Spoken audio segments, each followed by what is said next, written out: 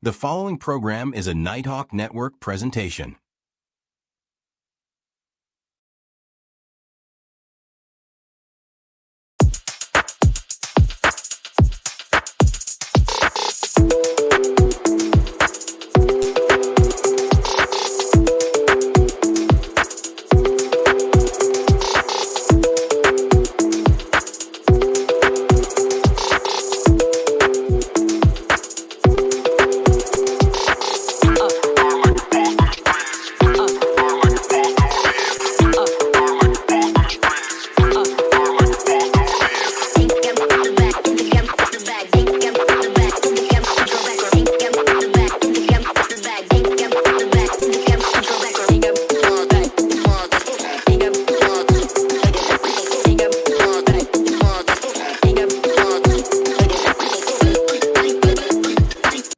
What up, though, peoples? What's happening? Your boy E-Buck in the building. Y'all know what time it is.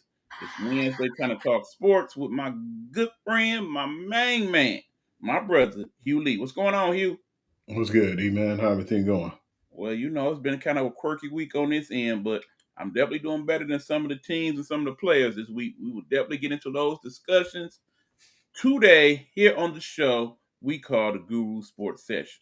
Without further ado, can't do Guru Sports Session without my man's the Guru. He is here and he is ready to get it in. So, what we talking, Hugh? I'm ready. Okay, I want to start off with MLB contenders and pretenders heading into this wild card round. And All right, y'all. This is gonna MLB, be a good one. I feel like right now the teams that could probably slide in is one of them who's on the watch, and they've been playing well lately. I've been saying too this whole year they've been a thorn in the Los Angeles Dodgers back is the Arizona Diamondbacks. Last night, it looked like the game was a sure lock at one point, and then the Diamondbacks, was down by four, and they came back and won the game, keeping their playoff hopes alive. And then you have, of course, your Philly going to be in there. The Cubs definitely looking like they got a seat in there. Padres clinched, and there's a lot of teams is already making waves right now. And then you have the interesting matchup. Well, of course, right now I'm feeling like Boston to be in. And you're looking at what's going to happen with either Cleveland and the Detroit Tigers, man. It's a possibility that one of them teams will probably have to go into the wild card round to solidify things because whoever clinched the division, the other one's going to possibly be in the wild card. That's what I'm looking at. And I just feel like right now, out of all the contenders and the pretenders right now, I still feel like with the Tigers, man, they're not really contenders to me right now, and it's unfortunate. But just to lose the way they've been doing, the way they've been playing, they just feel like I feel like they gave up on the season. But at the same time, I'm looking at it too like you had a really good lead against teams like the Yankees, Boston, and at one point they was leading the Blue Jays, who right now seems like they got down the momentum slightly right now because I still feel like the Yankees a game and a half, so they still got a lot to play for. But what's cool about it, regardless of the fact, I still like it. I feel like it's still a lot to play for. It's a lot to be determined before this time is over with going into the playoffs. So that's what makes it so important down the stretch. But right now, if I have to put all my contenders in the bucket, I still feel like it's a way Boston can probably slip off the edge. But I don't see nobody slipping off the edge as much as the Detroit Tigers, man. I still feel like they'll be in the playoffs. But what will they do in the playoffs, man? I don't really have the confidence that they'll do much, especially how they had that bad losing streak in the season. And they turned around and did it once again. I'd be surprised if they win another game, to be honest with you. Now, see, that's what you said last night. You said we was done. Yeah, I believe so. All right, we're gonna get to the Tigers in a minute because I feel some type of way you talk about my team. But anyway, about the other contenders. Being the truth. Look, I'm gonna go there, bro. We gonna go there. Do it, please. Yeah, this week, y'all, it's gonna be some of this, y'all. But again, that's my brother. Keep that in mind. All right, now, as far as the contenders go, yeah, I definitely got Phillies. Be very mindful of the Phillies. The fact that they have a very good veteran lineup in terms of 1 through 9. They do very well in terms of hitting and whatnot, clutch, homers, whatever you want. they can give you that in a series. The pitching, because they lost Mr. Wheeler to Tommy John, and they done had a couple little injuries on the starting rotation, a little shaky, but decent bullpen. I like their chances in the playoffs. We all know what Milwaukee been doing. Clearly, it's been a two-half type season. In the first half, it was all about my Tigers. In the second half, it's been all about the Brewers. They will end up, well, matter of fact, they got the best record in baseball. So they will have home field advantage throughout, and Miller Park is one of them home run friendly parks. And they got home run friendly players. The key for Milwaukee, starting pitching, pretty good. Back of the bullpen, pretty good. If you get anywhere in that middle, that's when it gets interesting. So we'll see what they do. Okay. Going down the list, the Mets, the Cubs, that little mixture of stuff. Cubs, they sold back and forth. I mean, they made it to the playoffs, but I think they just gonna get participation trophy. Padres. Definitely look out for the Padres. They're young, they're hungry, they've been spending money for years now. This might be the year it finally pay off for them. And then of course there is the perennial Dodgers who they one of the big market teams spending the big market money.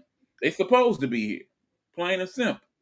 Now on the American League side, same with them Yankees. They've been spending the money. They supposed to be here. Now, granted, they be making out real good right now. If they had Jared Cole in that starting lineup, I would definitely like them to go ahead and win on the American League side if that was the case. But because he is out for the season with Tommy John, and the starting pitching on the Yankees is outside of Fried, of course, who probably mess around and win a Cy Young now thanks to what had happened the last couple of weeks with Scooble. But they spent all that money and made all them trades to bolster up the bullpen. It didn't kind of sort of work for them. I mean, Bernard, in terms of him, definitely good. Everybody else they got, it's been kind of hit or miss. But in the end, the Yankees hit damn good in Yankee Stadium. When they go on the road, sometimes you get what you get. So we'll see how that goes. Now, here's where we get into the middle of it all. Blue Jays, good.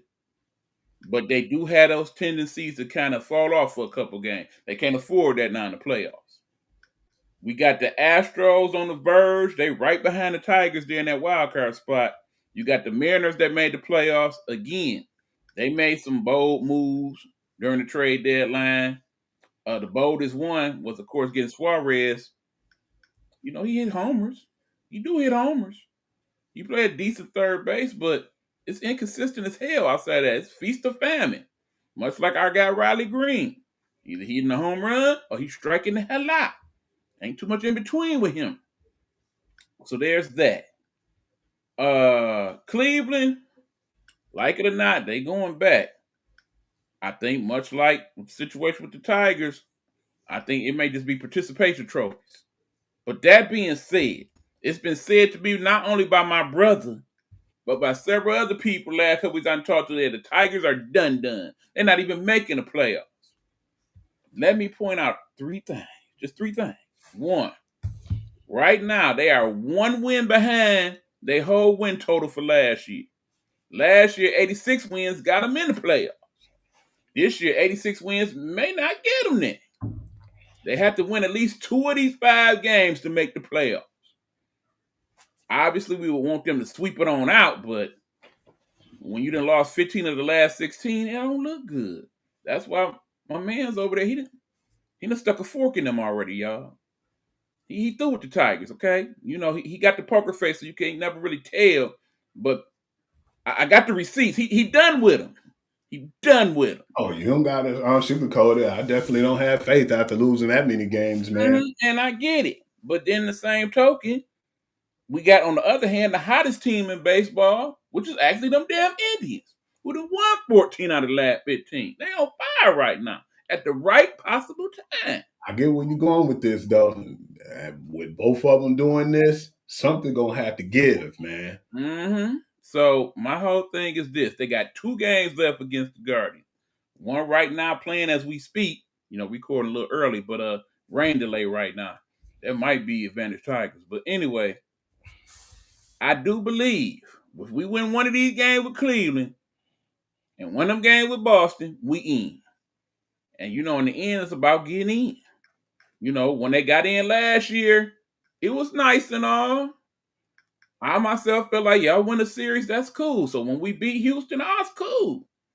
It looked like we was maybe gonna beat Cleveland till we got to that last game and we had Scoopers. I was feeling pretty good about it, but you see what happened. In the end, if the Tigers don't make it or they make it and just get put out, you got to look at it from this standpoint. Were we supposed to be here right now? Go back a couple years when we was not looking too cool. And then we started bringing all the kids up, the Torkelsons and the Riley Greens and all of that. Now, we a couple years in, Riley and Tork, they in their mid-20s, been in the league a few years. Still on the young side, okay? You look at that whole Tiger team, for the most part, mid-20s, early 20s. You know what I'm saying? So when we look at the teams that's really in contention, the big dogs, like the Yankees, like the Dodgers, full of veterans and future Hall of Famers and such, should we really be on that level yet? Maybe not. But in the same token, I have to remember, I'm a different type of fan these days than a lot of the people like my brother. Because I think most of y'all feel the same way my brother do about this thing. And correct me if I'm wrong. I don't want to speak for you completely, but I feel like as fans of your team or whatnot, you think boom or boom. It's either championship or I don't want it. Ain't no in between. Am I wrong? No. Okay, so when you think like that, it's hard for me to relate to what you feeling because I don't feel like that about none of my teams. I don't feel like that about no team in sport. Because, see, it makes sense. That's why when we look at the teams that got the biggest followings out there, teams like the Dodgers, teams like the Yankees, teams like the Lakers, teams like the Celtics. Most people fans of those teams over other teams in their own cities even because them the teams that done won the most over the years. The Yankees done won the most championships. The Lakers and the Celtics done won the most championships. And in the end, people take their fandom the same way they take in life. Most people in life, they hate to lose. They hate to lose anything. They hate to lose tiddlywinks. They hate to lose game. They hate to lose lottery. They hate losing, period. So if your team lose more than they win, that's why usually they don't be your team no more. You go with the team that do the winning. So I get it now. I get why y'all feel the way y'all feel. I just don't feel like that about it. I'm just happy if my team is contingent and entertaining me because in the end, I look at sports in that way. Sports is supposed to entertain and be good and get you away from your problems. Okay? If in the end your sports is causing you more problems than it's resolving, then yeah, you got to have a team that win all the time, so be it. But teams don't win all the time. Even Michael Jordan started losing in the end.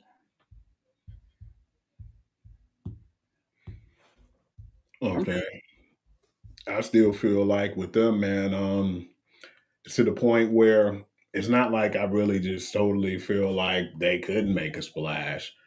But it's just something ain't clicking, man. Is it the coaching? Is it them? I know a fact that they don't have the hitting like they need.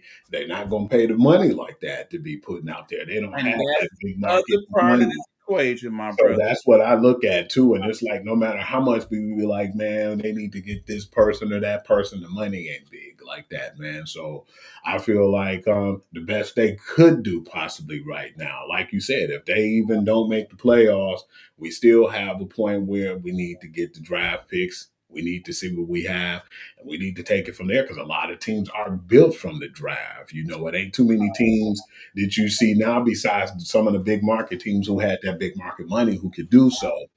And when you look at the Brewers, man, a lot of them dudes came from, the draft and being bad for so many years. You got the Diamondbacks doing the same thing. The San Francisco's, sometimes they'll, get a good person, one person here or there in those markets. But us, man, I still got to look at it too. We're not really one of them teams that got a lot of money for one, and if we do, they're not gonna spend it like that. On the team, they're more or less focused on the atmosphere versus the actual personnel, which is cool. But we know AJ Hinch and what he's all about too. He's about player development. And We apparently Scott believe Harris is as well. That's part of why he ain't make the moves that he I made. still feel like we overachieved the last couple years, man. And that's why in a way I be so hard on them, man, because I just was tired of losing. But then like you said, we are winning now. So it's like I seen the monster in people, and I have to start looking at it your way, E too, when you think about this. Because a lot of people ain't think that I thought that you were surprised when I said, oh, it's the first game, man. I'm not gonna really trip about that, man, because they wasn't playing, and we already said it, man. This might not be a good thing for the Lions not to play in the preseason. And we seen how that came about with the rust. And we seen how this year is and how things are going with our Don't jump team. the gun on us, man. We the Lions, they gotta get their own separate Oh love. yeah, They so are yeah, we seen things like that before, and it's just like now I just look at it like I be so hard on our teams, man, because I'm our biggest critic. But I yeah. still look at it like, regardless of how hard I am and how angry I be, I still look at it like that's a young team. I don't know what they're gonna do with Baez yet, but then they still got a lot of stuff that they can do as far as developing their players and doing what they need to do versus trying to spend all that money. Because we've seen for many years the Yankees spend tons of money. We've seen the Boston Red Sox do it. We've seen a lot of teams do it. How many championships did that win? How many championships that guaranteed them? Zero. Exactly. And then keep in mind, I see the Scott Harris playing, or at least I think it's his plan. Keep in mind, Harris, basically general manager of the Tigers, Eisman, general manager of the Lions. I mean, not the Lions, but the Red Wings, both Mhm. owned by the Ilitches. Mike Ilitch and Chris Ilitch, I've said it before, they two different people. Mike was like, spend that money, let's do this. Chris, not so much. Not so much. Oh, they still come to the game? Well, that's good enough. I feel like that's part of the real issue. So Scott Harris got a mandate, basically. Work with them kids. So we ain't got to pay them kids like that. Yeah. Keep bringing in more kids and more kids. Same with the Red Wings. Work with what we got. Make that the Iser plan. We're just going to keep developing. And then every now and then, throw a little pinch of somebody in there. Because I get it too. Because like you said, people was already ready to give up on Eisman, but you got to let his plan go about. And remember, people was giving up on Coach Harbaugh, man, in Michigan. You just got to work with the process, man. What he has, let him develop, let them do what they need to do.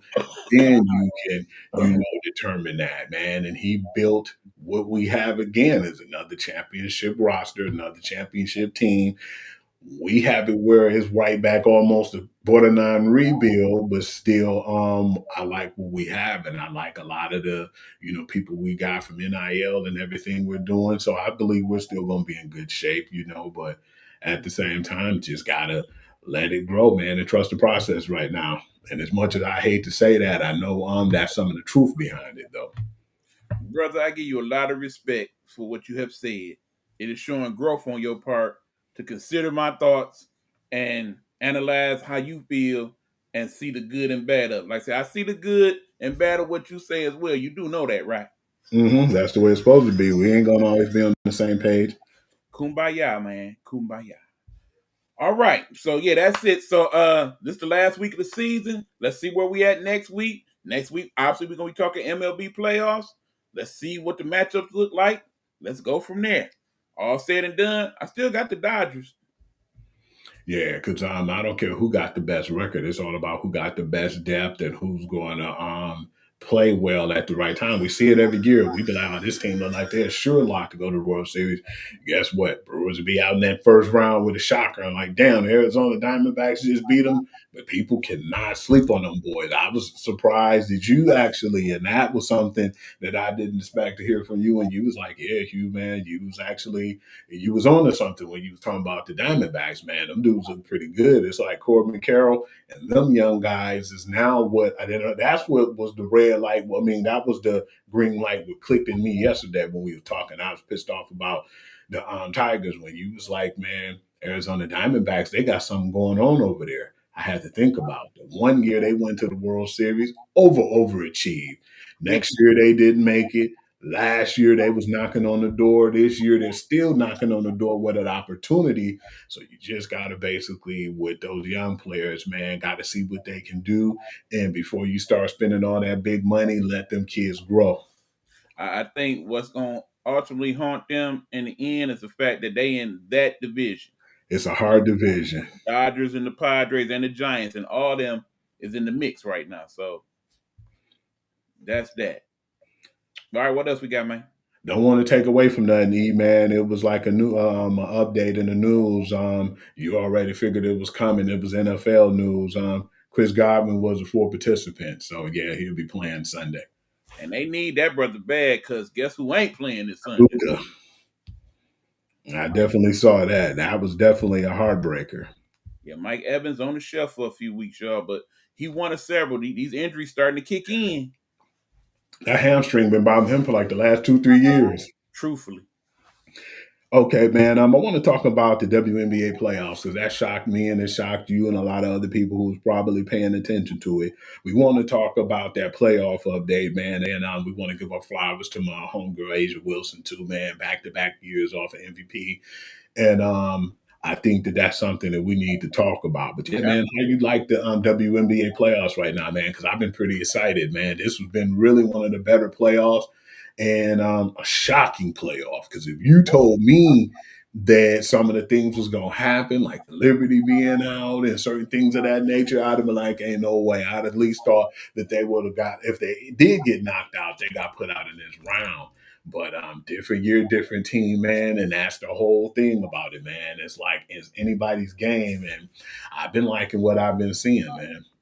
Yeah, well, first of all, Liberty, yeah. Not only did they get knocked out the playoffs, but apparently that knocked the head coach out the head coaching position. As well as the I Storm. was stunned by that. Keep in mind, Sandy Brondello then won 3 championships, 1 with Liberty, 2 with the Mercury. So when you got that type of cachet, I'm very surprised that they cut her loose. Keep in mind, we got 2 new teams coming up. I don't think either one of them teams got a head coach yet. Not Absolutely. to mention, there's a couple more teams that need to get rid of their coach that haven't yet. She ain't gonna be out on the market long, man. No. She is And then not one of the better coaches in the league. did Seattle coach just say she wasn't gonna resign, or she already seen the writing on the wall? I think it was a mutual agreement type thing in the Seattle situation. But, there have been rumors for a couple years now that she wasn't necessarily the best when it came to getting along with the players. And, Yeah. of course, they say that's kind of why Jewel Lloyd wanted out. And, of course, a couple of people on that squad have been deemed a little difficult to deal with, particularly one Skylar Diggins. Yeah, not surprised at that. It seems like she had issues everywhere she go, man. They said Mhm. she's a handful. But that being said, she's still a baller. Yeah, she's still one of the scrappiest players there is out there, man. Absolutely. She's a future Hall of Famer. It's been pretty good too, E man, because like when I seen some of these games and I've been seeing stuff, man, gotta give credit where credit is due, man. The Phoenix Mercury with the emergence of that team because they blew it up. And then now they got Alyssa Thomas, and then they got Satu Sabali and some of the players. You still got Copper over there. It was actually crazy to see some of the It's a things. future Hall of Famer, DeWanna Bonner, by the way. Man, boy, Yeah. did she make a good move. Yeah, I think that was perfect for her, man, to do that, man. And it's crazy because a lot of the things that was going on, man, like me seeing some of the stuff that's happening right now. Let's talk about that game. Let's get that out the way. Or unless you want to, we can kind of break it down from where we are or break it down to where we at. However you want to do it. Okay, well, first of all, we had the 8 teams that made the playoffs, best of 3 series. It's hard when you started out like that, because basically one game pretty much will end you. You know what I'm saying? You lose that one, then you got very little margin for error. I think that's what happened in a couple of them series. Mhm. That's why we don't have New York right now. If they would have had a 5-game series, I think New York would still be in these playoffs, for example. But then you look at teams like the surprise team of the playoffs right now, Indiana Fever, man. I mean, think about it. When we found out that Caitlin wasn't coming back for the rest of the year, That was it for I them. mean, you was like, yeah, they done. And then you kept seeing one injury after the other, Cunningham and Hull, and That was a like that was every a week huge they was blow. getting somebody hurt, and then they brought on all these other people. The difference is they brought them in and they working. Yeah.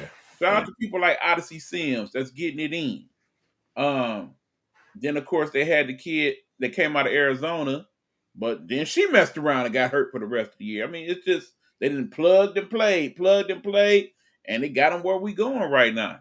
But then of course they had a big matchup against the Aces, but they're not scared. They not, man. They They're definitely not blow. scared. Oh, I think they caught the Aces off guard too, man. Because the crazy part about it was they both came off of crazy wins to get in. The last Absolutely. minute shot with the Fever with the upset, and then I thought Seattle was going possibly be in it. They were up, and then at the end that tip from Jackie Young that got them in. They were on like just these real big, game highs, and then coming into that series, I just don't really think that they were really prepared, to face what they was facing. Sometimes when you go in and you think you at home, you got that home court advantage. It usually don't materialize that way. That first game, they punched them in the mouth, and then they had to make a statement after that game. So it's been pretty good basketball, man, and it was cool to see. So yeah, it's just good to be a fan at this point, man, in my opinion. Man, I'm telling y'all now, Asia Wilson will not let them lose. She had that bad game in game one. That ain't happening no more. The rest of these playoffs. She felt some type of way. And you can tell she felt. She went last night in there on a mission. Offensively, defensively. She was in the huddle talking to him. She didn't put that team on her back. And she cheering that boy like she built like Brock Lesnar for free. Yeah. She definitely been doing what she got to do, man. Remember at the beginning of the year, we was like, man, they need to throw that whole team away. But they just got slipping this time, man. I think that they'll be more prepared, and had their game faces on now after that upset, because we considered it an upset, but it was a blowout victory. But we got to give credit where credit's due. And Kelsey Mitchell, man, she was really acting the fool, man. She's been one of the better players in the playoffs. She didn't put that team on her back. Absolutely. Absolutely. I mean, it's to the point where, let's just say, they do the unthinkable and upset the Aces and make it to the finals. Mm-hmm. Now we moving on to the next year. What should we do with the franchise, which is Caitlin Clark?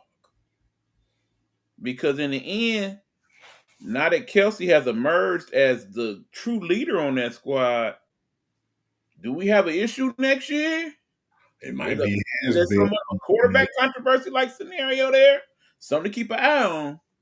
But yeah, in the end, what I'm liking is I think Asia Wilson has purposely said to herself, yeah, Caitlin Clark, the base of the league, but I'm about to show y'all I'm the best player in the league. And I'm going to do everything in my power to show that every night I go out there. And that's what we getting from Asia Wilson right now. I'm proud of homegirl. She's showing out. Let's get the skeleton out the room and let's talk about this, man, because I was distraught last night. Did I respond to you about the game? I don't think so. I was still in shock, man. I don't know, man. Maybe I opened my mouth too soon. Maybe I did. Maybe I didn't. But when you look at it, man, I was saying they were probably they're the most complete team. We thought they was gonna handle business. When we saw that game going into the fourth, we was like, man, this looks like it's every bit over, and we got to see what's gonna happen now because they're gonna be waiting for whoever in the championship round. But I kept looking and they kept chipping away. I said, okay, they down 12. Damn, they only down 7. Man, how come they only down this many points, man? And it's about to go into the fourth. They was down around 6 in the fourth, and it was kind of back and forth, man. And what I think too, man, I don't know, maybe I'm wrong, but I think that they were shooting too many threes at one point. The Lynx and they wasn't connecting. But when you look at the other end, Phoenix was hitting everything. Was Satu Sabali and was that West Belt? Yeah. hitting them boys, they was hitting them. Mhm. And they couldn't miss. And it was just like, why didn't they just take the easy bucket except for always shooting threes? Because that's all you seen them doing. They kept I chugging mean, them but you threes. got to And understand very that is part of Minnesota's offense. It really is. They are a 3-point shooting team. But sometimes you that got being said, I think they let off the gas too soon last night. okay. That's what it really boiled down to. Because in the end, they are a very good unit, Minnesota Lynx. If you watch them play, they play a very good, solid brand of basketball based on, okay, I got your back, my sister, and this and that. Now, it's definitely going to hurt them a little bit that DJ Carrington is out for the rest of the playoffs. But remember, she was kind of an add-on to begin with. I Yeah, was go just ahead, about Hugh. to say that. I was just about to say 2 words that might hurt them right now. That might hunt them severely.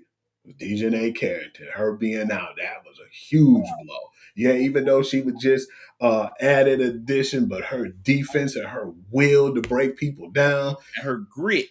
yeah, it's like, man, you know They who she definitely reminds. gonna need that if they match up with the Aces. And it's funny because it's 2 different. Yeah, well, I can't say it's 2 different sports. You know, I was going to compare it to one other person, but then I'm gonna just go stay with the NBA. You know, she reminded me so much of Gary Payton, man, with her Mm, relentlessness, the glove. mm, You know, and but yeah, man, I'm just trying to see, man. That was a difference maker, man, right now because yeah, I definitely feel like if she was in the game, it probably wouldn't have went down like that. right. I mean, I look at it this way. I think we're gonna get the same type of effort in game 3 that we got out of the Aces in game 2. Okay. Minnesota ain't gonna let that ride, Yeah, okay? I don't see it. It- Especially how they lost last year in the championship, because we could right, be talking about them going back to back. So they still got that chip on their shoulder too, as well. I agree.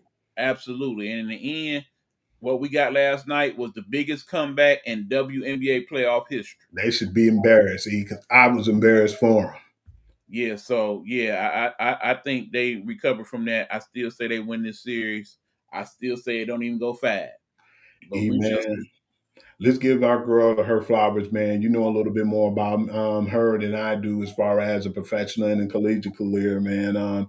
Let's get down to the fact, man. Asia Wilson being the back-to-back MVP, man. I want to know your thoughts because I definitely feel like she was going to get it this year. The only reason why, and it's not taken away from the Fisher College, because I feel like if she didn't get hurt, it was definitely hers. But when she got hurt, man, and then like you said, with the huge win streak, because they went from being like 9-11 to being in the playoffs, man, and just on that crazy win streak that they had. I believe that solidified Asia Wilson. I mean, bottom line, they won 17 of the last 18 games, and she was the leading scorer in damn near all of them. Like 30 points a game, like 30 and 11. Right, right. Keep in mind, she is the first person in WNBA history to average 900 points in back-to-back seasons. So that makes sense right there. It definitely was just basically something that Right, seemed like it was just going to materialize, man. right. And I And hated in for her the 8 East. years, she done won 4 MVPs. She done won 2 championships, and on the verge of the third. I mean, you got to give her. I mean, keep in mind, I remember her back as a freshman at South Carolina. I I never in a million years thought she played like she playing now. You see that kid, you be like, she just kind of tall and gangly. She needs some work. But the thing is, she put in that work. She did, man, because it's crazy too. Because think about it, E man. I just want to be honest with you this year, man, with the Atlanta Dream, man. We didn't see the same Tahina Powell in college that we do now. No, no. Let me know too, man, when if you got a good college, man, and you come into the pros, because we've seen it from a lot of the chicks that we've been seeing now, like Sonia Cintron, Anaya Rivers, and your Paige Becker, who was the rookie of the year. I, You know, I, I'm really looking forward to what Connecticut gonna do in the offseason. They might be a whole different team next year. I'm definitely looking forward in general what's going to happen this offseason with, when they finally get their team, from like what they're going to do in free agency and how things is going to shape up. Right. It definitely wants to go back into the draft situation, man, before the season starts. So yeah, Right. it's a lot. Assuming we have a next season because that's still in limbo right now. Yeah, man. B, don't do that right now, man. I'd really be I gotta go there. I mean, bottom line, I'm with them sisters. If they ain't getting paid what they should be getting paid, the hell with it. Yeah, because we can't definitely deny them that neither because we've basically been giving them their flowers and saying they deserve more than that. Because Right. after what happened to Brit, Should they get what NBA players get? Of course not. We know that. But come on now, it should be millionaires in the WNBA. they It shouldn't be, absolutely be. and they shouldn't be having to go overseas or anything. And you see that red flag, what happened too. The reason why they definitely shouldn't have to be in that situation. Absolutely. Ask one Brittany Griner about that. All right, E man. I'm glad we got this tidied up before we get into it, man. I want to talk about the NCAA football top 25 rankings, and do you agree how everything is right now in the top 25? All right, well, let me slap that on the board for us right here for us all to look at, and we'll have some discussion, y'all. Stand by. Let me go on here. There it is right there. All right. This is this week's AP Top 25. I know it might be a little small on y'all screen, so let me read them off to you. At number one is what team, Hugh? The Ohio State University. Nasty mouth buzzard. Okay, number two is Miami. The U fully back, bruh. At number three, we got Penn State. But the proof in the pudding, y'all. I mean, they playing their schedule. They meeting the teams they playing. They beating them the hell up. I mean, ain't too much I can say right now. I still say they overrated. Cool thing is they got to play Oregon, man. I want to see what that go because we gonna make our decisions. I want to know how much of an underdog is Oregon, or if they really an underdog at all. I gotta admit, LSU slightly overrated here. They are, man. Georgia probably where LSU is. Yeah, I'm not really feeling the quarterback like that, man. Do you think that dude been playing sloppy lately? Yes. Yeah, I don't think he really as good as they've been giving him. Nussmeier. Yeah, I'm not overly enthralled with that guy. You know how I feel about him? I feel like I feel about Quinn Ewers about him. So it's not too high, man. Yeah, that's about right. Okay. Georgia should be at 4. Yeah. Oregon probably should be where Georgia is right now at 5. I think LSU should be where Oklahoma is, but Oklahoma ain't gonna be there long. Nah. We done heard that that quarterback that everybody was loving, he out now for quite some time, and I think that's gonna definitely affect how they play ball. They probably go back down to the low 20s. Right. Florida State should be where Oregon is. Agree. Texas A&M might be a little closer. I think they should be closer than that. I think I put them where Florida State is. Texas, as we know, overrated, y'all. Oh, man. Admit it. We were just talking about that. We don't even think he's the second best Manning right now. He basically had been disappointing this year. And we're not throwing him under the bus or dogging him out. But then when you get overhyped like that, man, and you're playing the way you are, I mean, of course, you're supposed to be Sam Houston. He flexing on Sam Houston. I'm like, come on, man. You need to keep that energy, man, for when it matters. Because I don't think he's going to show up, man. Maybe I'm wrong. It matters. Mm-hmm. Indiana, overrated. They surprised me. Somewhere on that next line. Mm-hmm. Texas Tech. I keep telling y'all, stop sleeping on Texas Tech. I got to explain. We had that one wrong, but we didn't know last minute injury report. Uncle Rico didn't play. That probably would have changed everything. But I still, regardless, get them their respect though. Respectful. Made it happen, man. Ole Miss. I kind of like where they are right now. Iowa State. Okay, yeah, me too. Iowa State maybe a little slightly overrated. Tennessee probably a little slightly underrated. That's because they lost that close game to Georgia, though. If they hadn't lost, they probably be where LSU is right now. They had every chance to win that game. It's gone. You kick the field goal when it matters in overtime, and it didn't matter when they walked off with the touchdown. I was very disappointed in them. Yeah, they defense let them down that game. Okay, Georgia Tech. I'll let Hugh talk about that one. Yeah, man, I definitely appreciate the way they've been playing, man. Remember, and when I called it against Clemson, because I seen something that I know you didn't really see at the time, E. It just seems like they were just going through the motions because they were so happy to be relevant again. And I just felt like Georgia Tech rode that momentum, punched them in the mouth, and then they kept it moving. What I was surprised with too, E man, is like when we see in this top 25, I will get to it once we finish, man. Because that's a team that I'm a little bit on the lookout for now more than ever because they've definitely playing spoiler this year. Yeah, a few more quality wins, and they in there. Yeah. Alabama. Go for it, Hugh. You see yeah. I'm not trusting them right now. Alabama 17 because they're Alabama. Let's be honest. Yeah, because I don't really know right now with them, man, because it's like they don't give me that energy. Of course, you're supposed to be beating a bad team that y'all been facing, but at the same time, I'm not going to just, automatically throw them under the mud and drag them. I just feel like right now they just, and as hard as it sounds, after having Nick Saban, man, he didn't come in with the, winning culture or winning like he did. Of course, he won other places, but he had to build that momentum. I think it's going to be a minute, man, maybe another year or so before Alabama really start to get back to their relevancy. But Caleb DeBoer have to do something, man, because I feel like if he do bad this year and be like, mediocre next year, man, he might not be able to celebrate or have his, situation in Alabama for too Oh, long, trust and man. believe. If they don't make the playoffs, that seat gonna get hot. Yeah, I think that if he don't make the playoffs and then they look kind of bad at the beginning of the year, I wouldn't be surprised after the third game they release that guy. Absolutely. Okay. Again, here's another team I've been talking about. That doggone Vanderbilt. I done told y'all. Vandy should be where Alabama at. No, I think that Vanderbilt should be where Tennessee at right now. You know what? I can't even argue with that because Vandy been whooping. Ooh, they put Bill to ass just recently, man. We thought that, who did we pick on that one? Did you pick Vandy? I don't even know what. I gotta look here. Let's see. I'm pretty Because sure. I think you picked Vandy. I I don't know who the hell I picked. Okay, because they just beat the brakes off. Now I thought that I think we both did because I didn't think South Carolina had it in them, and then that upset defeat they had just recently, it seemed like that discouraged them. But we didn't think they were just gonna go to South Carolina and beat the brakes off them boys like that, though. Right. Okay, we got Michigan at 19. No worries. If you've seen their schedule these next few weeks, they'll be in the top 10 in no time. That defense is good, and if they can keep up that run game and give my mans a chance to actually continue to develop and cook, Yeah, my concern is now that the original coach is back, hopefully he don't go back to that same vanilla offense they was playing the first couple weeks.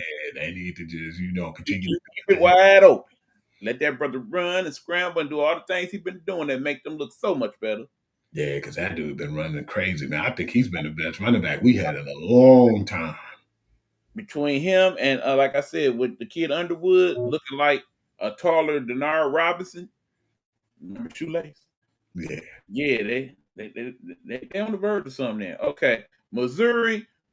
I think the only thing that hurts Missouri is the fact that they in the SEC. If Missouri was still back in the Big 12, they'd probably be much higher ranked right now. Do you think USC is overrated at 21, man? I don't think USC should be in this countdown. Yeah, I think so.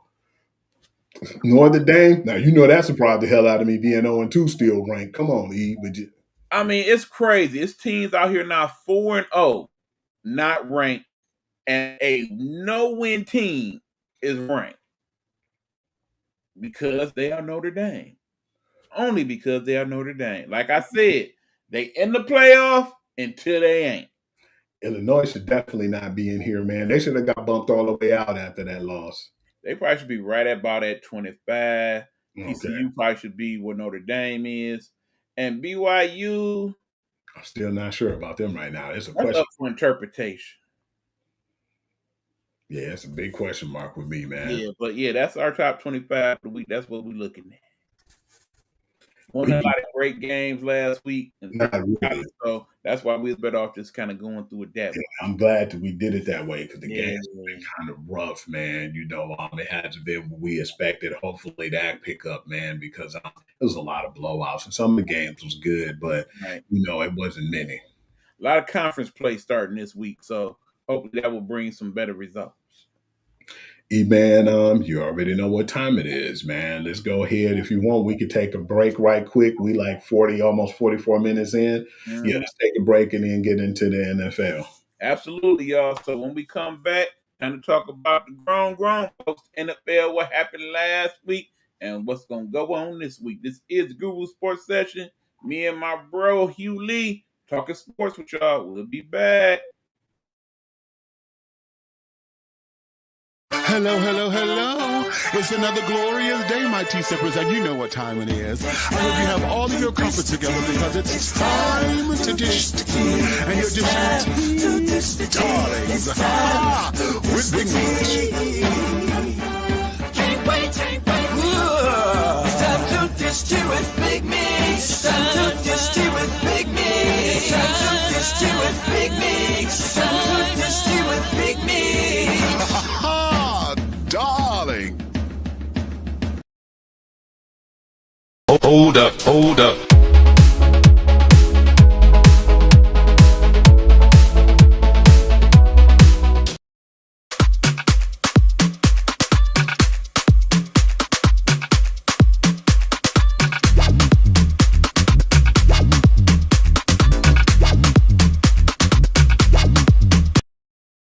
If you're building your dream from scratch, mic in one hand, hustle in the other, this one's for you.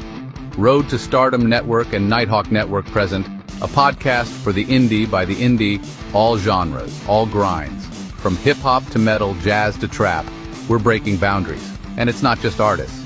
Entrepreneurs, creatives, and self-made bosses, we see you. We're giving you the spotlight. This ain't mainstream, this is your stream. Coming soon. Be ready.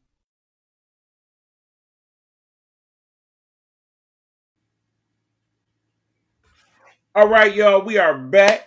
This is the Guru Sports Session. Your boy E-Buck and Hugh Lee talking sports with y'all on Wednesdays as we do. Yes, Now, sir. talk about NFL. Let's get into it, Hugh. Wacky NFL. Damn, man. I wish that Oh, yeah. this was a day I wish you was off. I was losing my mind. I just needed to talk to somebody and to know that I wasn't going crazy. I wanted the people to know, or I wanted people to see what I was seeing on Sunday. Probably one of the best ones. I don't know, man. It's going to be hard to beat this week, man. Right now, this is the best week, and I don't see no other week going through or having this crazy reaction like it did, man. Too much happened in this first, like the first hour of games. Even the second hour games was good, and that's rare, man. Okay, well, the hashtag for this should be any given Sunday. Absolutely. We're gonna start off with what was surprising to me, E. We thought it was gonna be bad. Some said, man, let me see, man, because we already know Mike McDaniels or Mike McGenius or whatever they call him. He's on a hot seat. Man, Leonard's uncle, he threw, bro. He threw. Hot seat hill. His shit on fire right now. I think they're gonna go through with that threat. If they ain't got it together by week 6, he up out of him. And it was crazy because they came out with aggressiveness, man. When you see that first kickoff, they ran into the midfield and they ran it down the Buffalo Bills' throat, something I wasn't used to seeing. And I said, okay, we got us a ball game. But what happened in this game? I looked at it and I said, man, now I think Miami not only need to be looking for a new coach, hell, they need to be looking for a new quarterback because they was in this game and they possibly could have won. Man, I was scared as hell, man, and I just wish that I was on the phone with somebody when I said this. I said, man, things are going too good right now, man. Tua Tagovailoa is going to find a way to mess this up. I wouldn't be surprised if he throw a pick. It wasn't 3 seconds later, man. He gave the ball right back to Buffalo to go down and score, and that was the walk-off score because when they couldn't convert again, they just went down and they kicked the field goal, man. It just, was to the point where they could have scored a touchdown, but it wasn't a lot of time left on the clock, and I just feel like respectfully, man, that they didn't want to embarrass the Miami Dolphins, man. But I was embarrassed for them, man, because at first Tua looked good until he didn't. Then you still ain't really get a lot out of Tyreek Hill, the cheetah. And it's just like, man, the team just look like they're distraught, man. But you seen a little bit from Waddle, though, man. He looked pretty good. And Achane looked decent, but it wasn't really a lot, man. It just seems like Miami gave up on Mike McDaniels, man. I want to know your opinions on that because maybe I'm wrong. I'm thinking, first of all, how much have the concussions affected the overall psyche of Tua Tagovailoa? Because when I look at certain instances now, it's like I can see him thinking in the back of his mind, maybe I shouldn't do this like this. That's putting me in harm's way. When they get close to him, he kind of deal different. You know what I'm saying? I was just about to say that. Don't you notice now when he slide, he'll pause and he'll get like almost like alligatory before he slide. Yeah.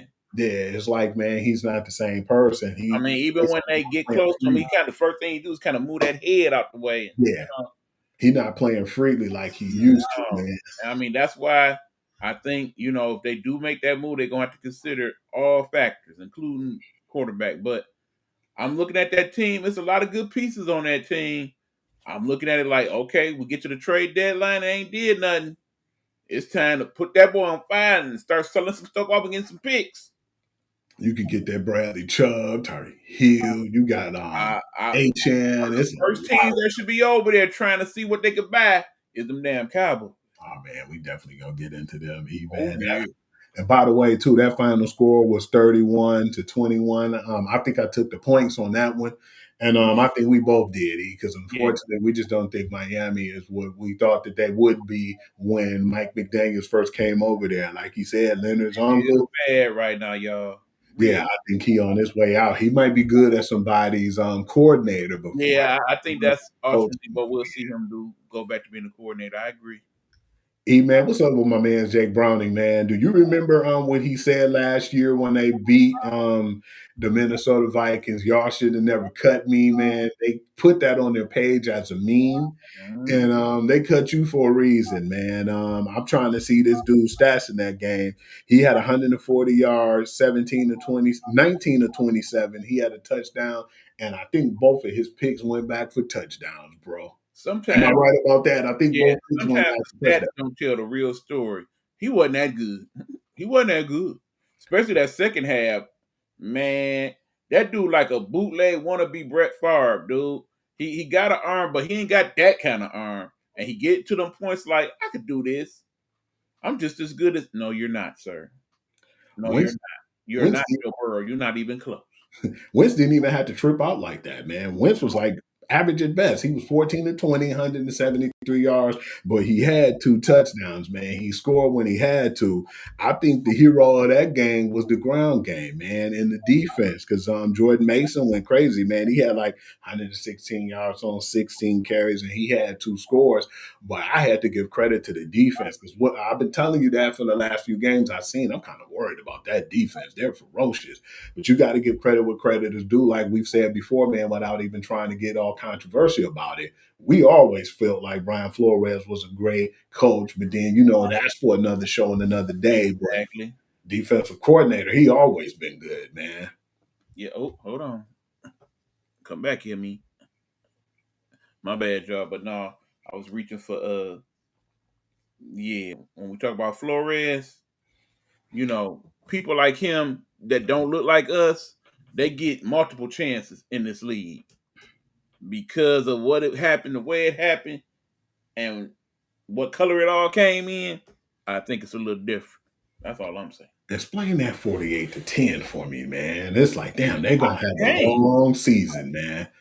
I mean, Cincinnati's supposed to be a high-power offense even without Joe Burrow because they still got the other weapons, but Browning made it all look like trash. And then we remember the true problem that Cincinnati got is not necessarily that offense, it's that defense. And again, we get to around that 7-8 week trade deadline. It's a certain individual on that squad that's gonna be looking real tasty to some folks. Because he ain't gonna resign with Cincinnati. We know this. Right now, our mom's not watering in Detroit, and we'll talk about that in a minute. We're gonna move on, and we're gonna go to the Steelers and Patriots game. I feel like that they had how you have a $1 million defense with like $100 offense right now, man. The problem to me was, like you said, Drake May didn't look bad at all. We can't blame Drake May, man. They tried to patch up the offensive line, didn't work well because y'all tried to go cheap and y'all went real expensive on defense. Mm-hmm. Y'all got one weapon as far as Stephon Diggs, but y'all didn't think about nobody after him. And let's not talk about Ramondre Stevenson, man, because this game possibly would have been a different game if he didn't fumble the times he fumbled. But at the same time, you had even some hiccups on Drake May end. But yeah, man, with 5 turnovers, man, and you giving it to the Steelers, you cannot do that for the Steelers, man, because y'all basically gave them that game. Right, because the Steelers didn't play their best game in that game either. They really didn't. No, they didn't. Rodgers was kind of average that game. I'm surprised we really ain't getting the type of play from the big play wide receiver that they paid the big money to that we thought we Diggs. right now. No, I'm talking about over there with Pittsburgh.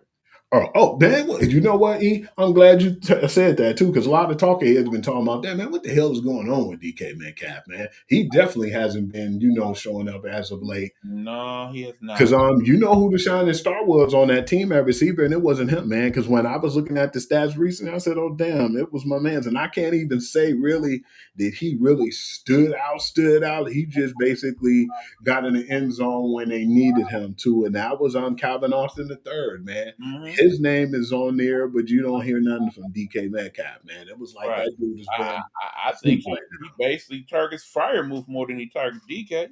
And what's crazy is it? Do you think right now, man, that what everybody's been saying? Because I heard Shannon Sharp and other people say this in the past, man. Do you think that as far as when they come up with DK Metcalf, the one name they came up with, man, do you think that that's starting to show more relevancy now? The one trick pony. No, I wouldn't say that. Or you think it's just an adjustment? What I will say is maybe DK ain't really a number one. He really like a glorified number two. Because think about with the right person, he would play better. Because think about when he had Lockett on the team, man. Lockett was the one who, it seemed like who shined. Right, he was. But DK got a lot of attention, but usually the one who stood out was Tyler Lockett. Mm-hmm. Yeah, that final score, that 21-14, that was a stinker. Like I said last week, Pittsburgh finds a way to win these games every year. That's why when we look up, they always end up winning more than they lose. Man, after a couple more wins, man, if this team go 5-0, man, I'm gonna have to start hearing you say his new name, man. That's the Indianapolis Colts and the Tennessee Titans. He been balling, man. I wish that I had the stats right now too, because he neck and neck right now with Josh Allen as far as stats. And that's Daniel Jones, man. And that's another reason why I think your man's Brian Daboll in a hot seat, but we'll get to that in a minute. But yeah, man, damn, they look good that last game. And like I said too, man, he didn't really go crazy and he didn't really go off on the game. He was 18-25 for 228 yards and a score. But that grown man, Jonathan Taylor, man, he had 102 yards on 17 carries and 3 touchdowns. And he had chunk plays. And, we've always liked Michael Pittman Jr., man. So I think that we actually got something brewing over there, though, because now you got a guy who they threw away, who me and you discussed a few times watching some games. It's not Daniel Jones' fault, man. The team let him down a lot last year. And he got the opportunity where he could go because we thought he'd have benefited being over there with the Vikings. We still do. But we had to say not so fast. They got a good old line over there in Indianapolis, and then they got a good defensive line too, man. And that team has been playing on a whole nother level. All I think that they needed was somebody who can come in and, play at the quarterback position. And it's unfortunate. I hate to say that. You're right. I mean, like I said, we didn't know what we was going to get out the Colts this year. We said that on our NFL preview. But, based on what we've seen so far, I like their chances not only to make the playoffs at this point, but to win that division outright. Because when you look at the rest of that division, not so much. We definitely going to get into the rest of that division. Jeez. That final score was crazy too, man. 41-20. And it's crazy because he on cloud 9 right now.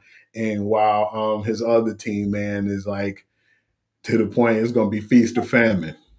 Right. Now, keep in mind, so far the games we're talking about, I got all them right. I'm waiting when I started really getting it bad. All right, man. Jacksonville Jaguars and the Houston Texans. This is the team, and it's just perfect timing because we were just bringing that up about the division. The problem they have over there was, man, and we saw when they ended up getting Nick Chubb, man. We like, yeah, he's still kind of not to the point where he's Nick Chubb because he's just coming off an injury. Joe Mixon being hurt definitely don't help. You got Nico Collins over there, man, but you can't have it and put everything on him. Christian Kirk will be back, and I'll take a little bit off of him, because people don't give him credit where credit is due, man. Christian Kirk's actually a good receiver. Mm-hmm. But does he have time to throw to these dudes, E?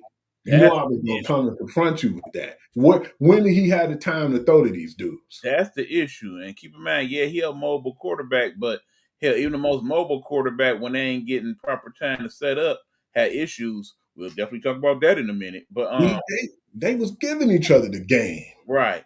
I mean, bottom line is that was not a good game. It wasn't. Nobody It was wanted to win several that good game. games this week of the NFL. That was not one of them. That in New England was stank. probably some of the worst games. That game stank. Yeah. That 17-10 score. And again, Jacksonville, y'all won, but what y'all doing?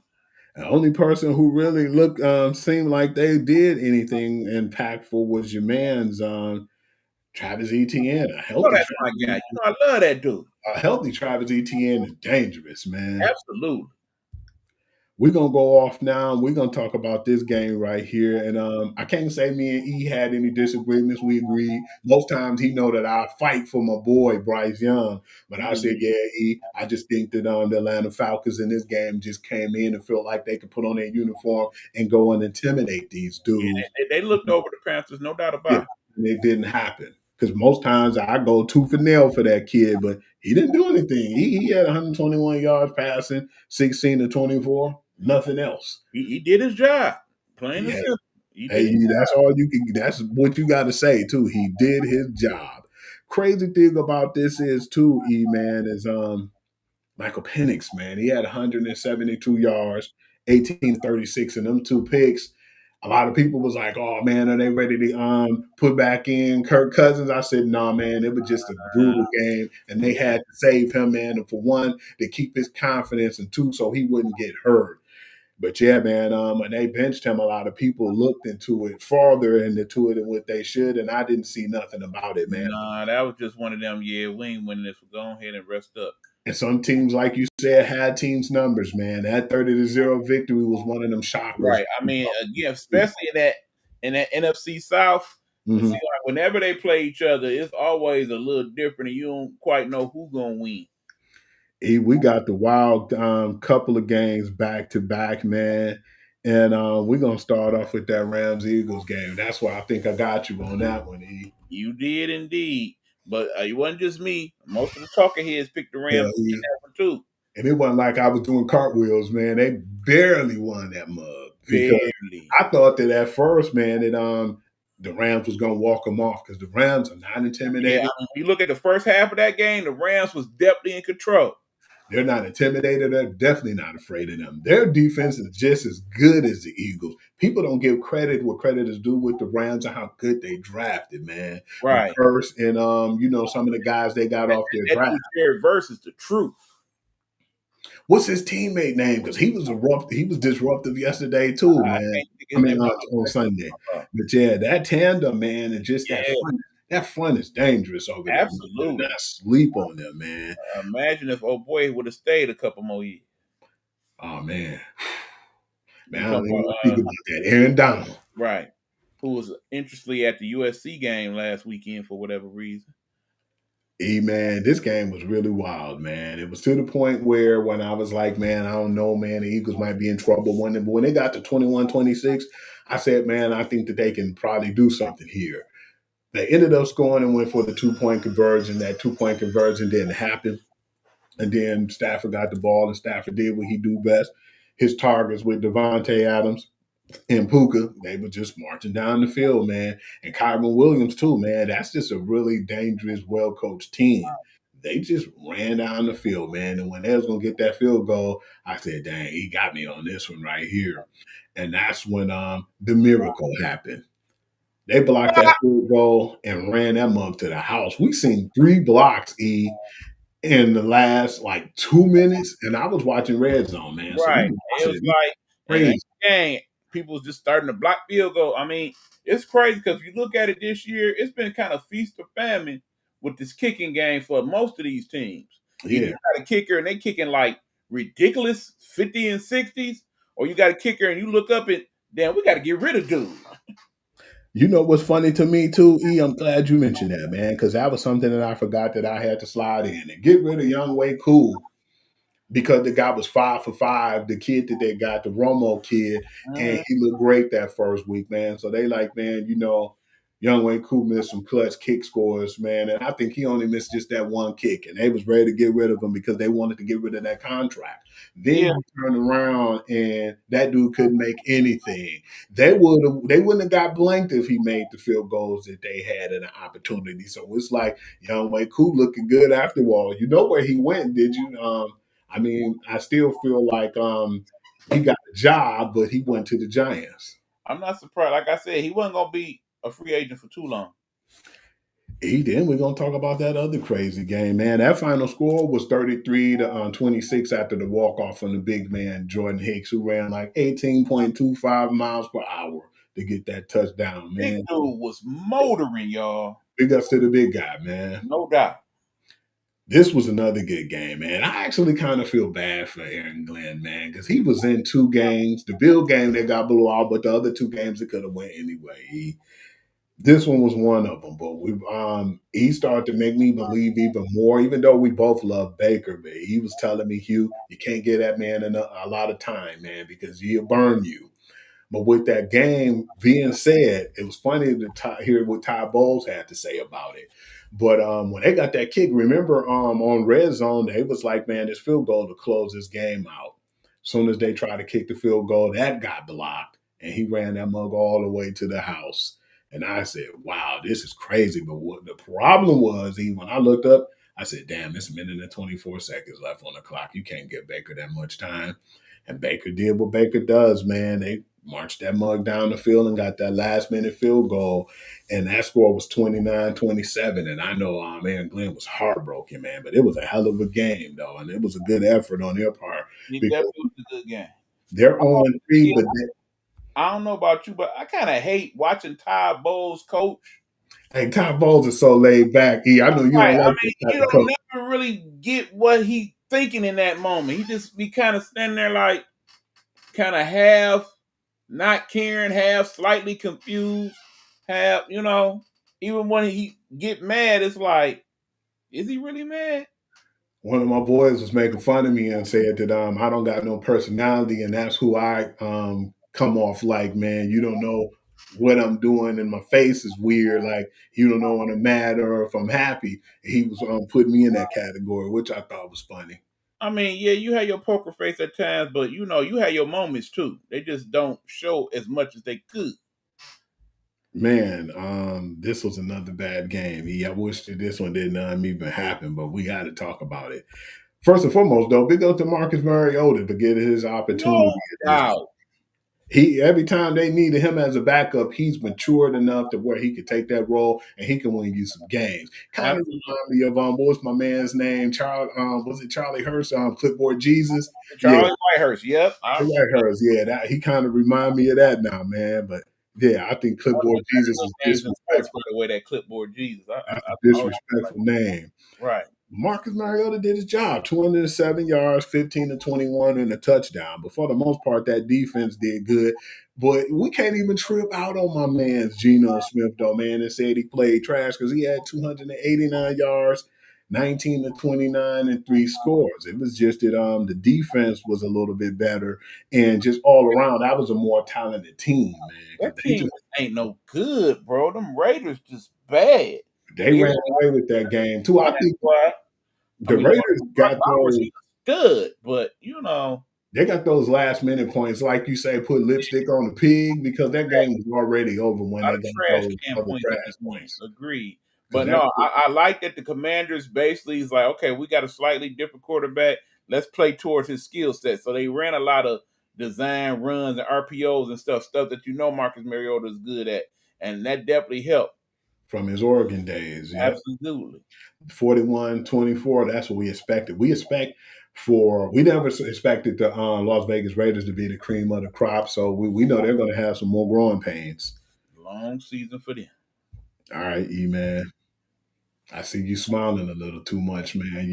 We need to get off of that right now. Nah, I'm playing with you. You're going to smile a little bit more once I finally say The Green Bay Packers versus the Cleveland Browns. This one was a crazy one. I don't know if I hit That you would up, be the game of the week. but I seen so many things happen, and this was what I was talking about, the back games with all the stuff that was going on, and yeah, this was one of them, man, and it was like a funky game because it wasn't like your man Flacco blew up the scoreboard either, 142, 21 to 36 in the pick, but at the same time, Jordan Love had 183 yards, 18 to 25 touchdown, and he had a pick. The difference was that defense can match y'all energy on offense. That defense is number one in defense right now, and they did just enough to pull that game off. But at the same time, how did they pull that game off?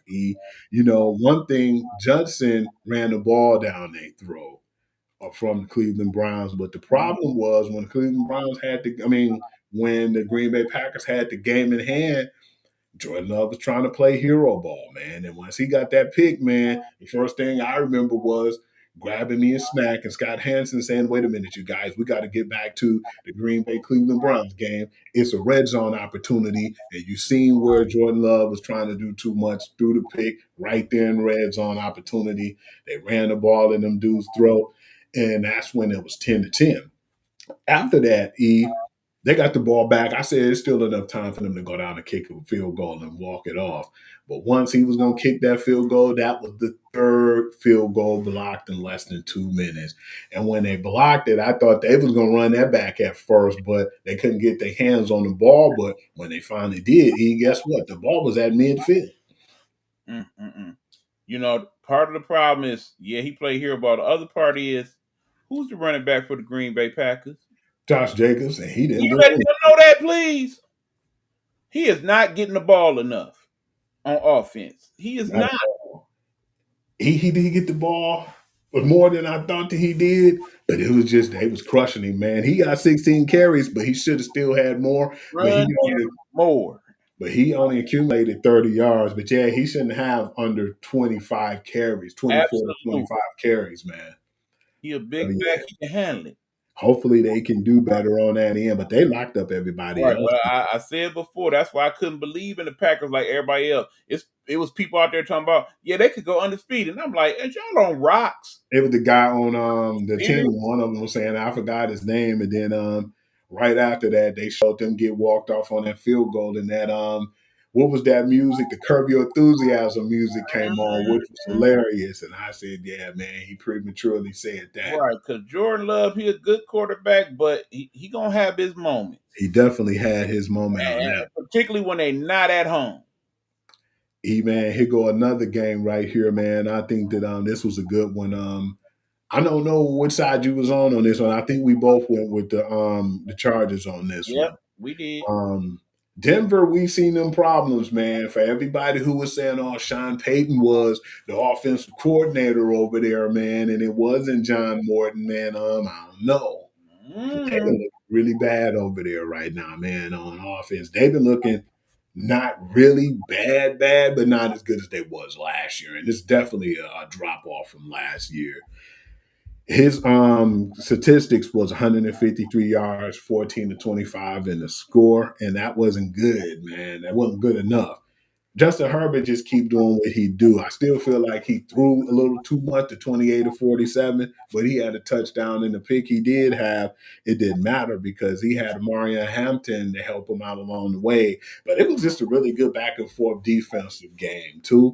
And I feel like Coach Harbaugh did enough for them to win, and he started to give them that Michigan like Wolverine grit and what you see over there. He's instilling that over there, and it's been a lot of people discussing right now that he might be a better he might be a better coach than a lot of the other coach people giving credit for, and that's still a conversation we could have another day. But yeah, man, that 23-20 victory, man, and them being 3-0 was definitely the surprise right now because we thought that right now that Kansas City would be in the lead of that division. We didn't think that they will outright win, a championship this year, but still we thought that they'd be in the driver's seat. And this is the first year in a while, man. It's still early, but right now the Chargers are in the driver's seat.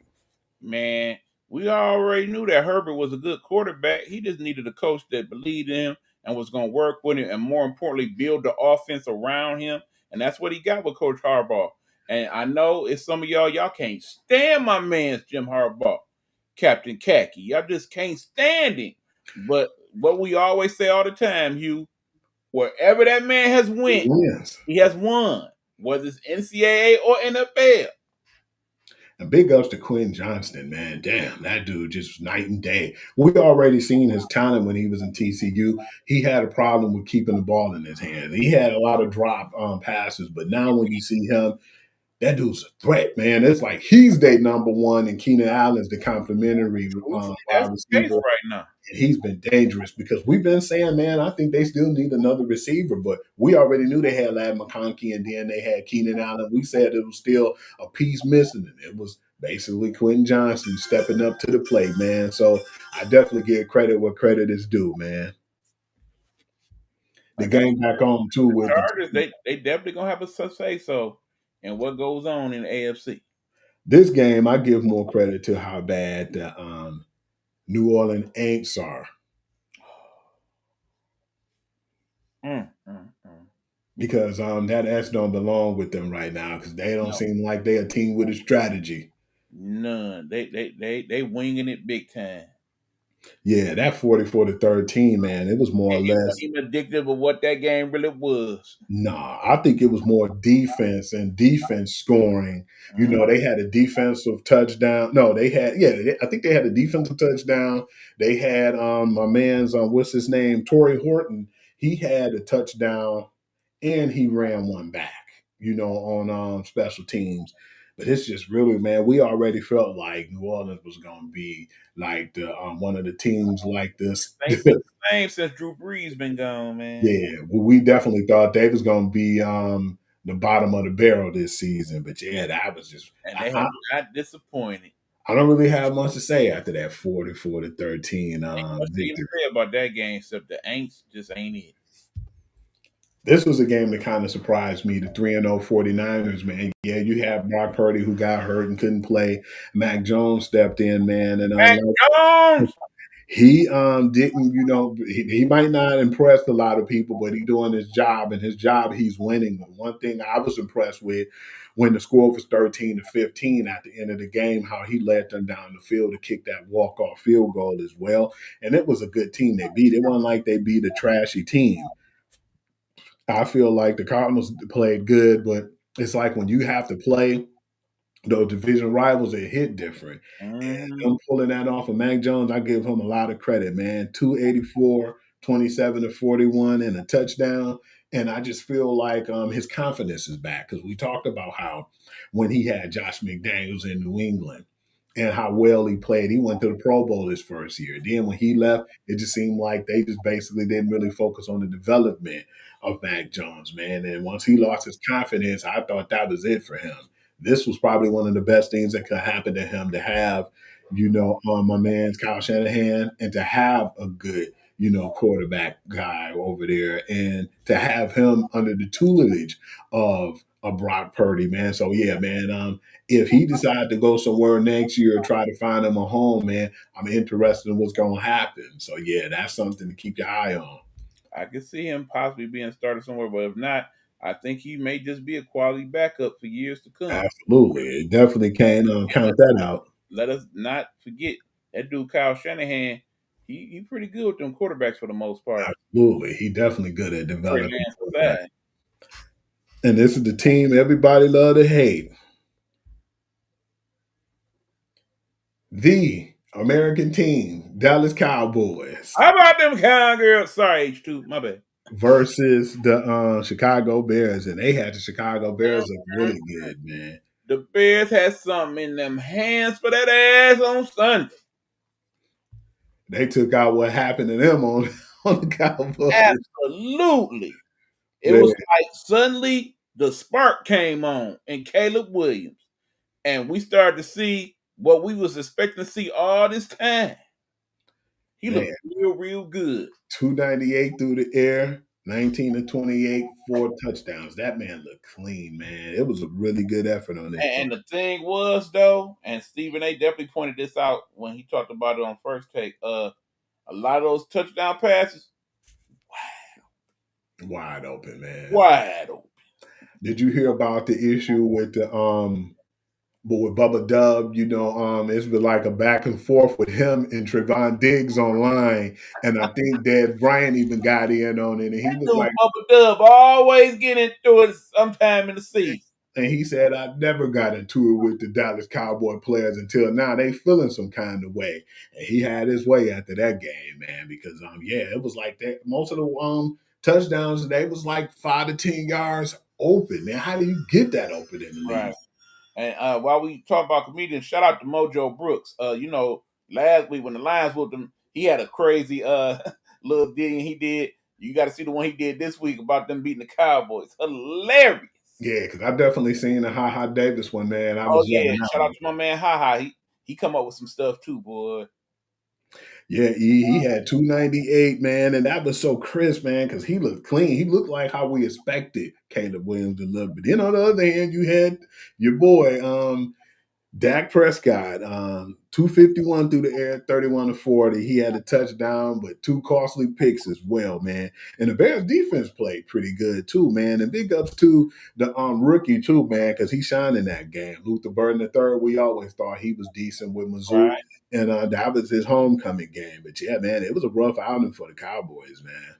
It's funny because hell, the Bears got weapons they ain't really even used yet. When you think about that dude Colston Loveland, Mm-hmm. Michigan, once they integrate him in that offense with everything else clicking, and let's not forget, a lot of people have written DeAndre Swift off for dead.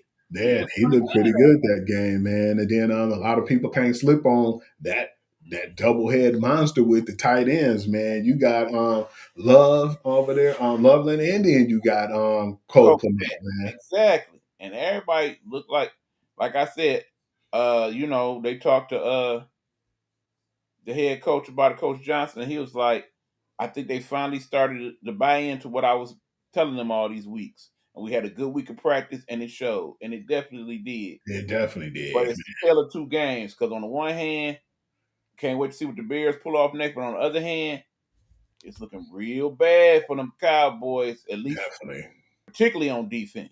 Especially when you have a man's out too, CD Lamb. So they got a lot of problems. Wait a minute, what did Steven call them? The Alice Cowboys? They ain't got no D. Because that 31-14 victory, man, it was like they got some garbage points in that game too, because they got embarrassed, man. Big time. This was a game right here that had a lot of stuff determined too during the week, and we talked about it because now you have situations that happen, and it makes a lot more sense, man. Sunday night game with your Kansas City Chiefs going to New York and playing the New York Giants. Don't do It that. was ugly, man. It was like we kind of figured it was going to be that way. My family's Chiefs. I done told you about that. But they basically, the Chiefs found a way to win, man. And that 22-9 victory just let you know how deep it was with Russell Wilson and how bad they played, because he had a bad outing where he didn't even pass for 200 yards the first game. He passed for like 460 yards. That just let you know how bad that Dallas Cowboy defense is. Absolutely. Then he got back down to reality, 160 yards, 18 to 32, and 2 picks, 2 red zone picks at that. And a lot of that was yards after the catch. I'm gonna be honest with you, because when basically he had people open, when I say he was overthrowing the hell out of some of them plays, I don't think Russ want to do this no more. I think he want to do it. I don't think he can do it no more. Because the biggest person on offense with him was Cam Scatterbo, man. Because it wasn't like Patrick Mahomes blew it up, but he did his job, man. 224, 22 37, and he had a touchdown. He working with what he got right now. But the dude he do have, man, that was used to be on New England, man, that was a guy who it's like, okay, that lets you know how bad that organization was, man. Because my man's acted a fool, man. Tyquan Thornton, man, he's been making some really spectacular catches over there for Kansas City, man. Wasn't Juju in New England too? Absolutely, but you know Juju, man. I know. Juju was terrible. Right, but man, the thing is, the Chiefs 1-2, and when we talk about who they play this week, it could get even worse. But when they get them receivers back, I think it's gonna be a whole different story. They're saying Xavier Worthy possibly might play this week too. He just want to give you that heads up. Definitely gonna need him.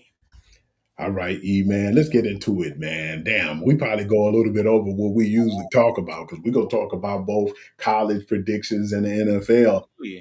But we got to talk about this one. We have to say the best for last, man. And for the first and foremost, I'm sorry, you guys.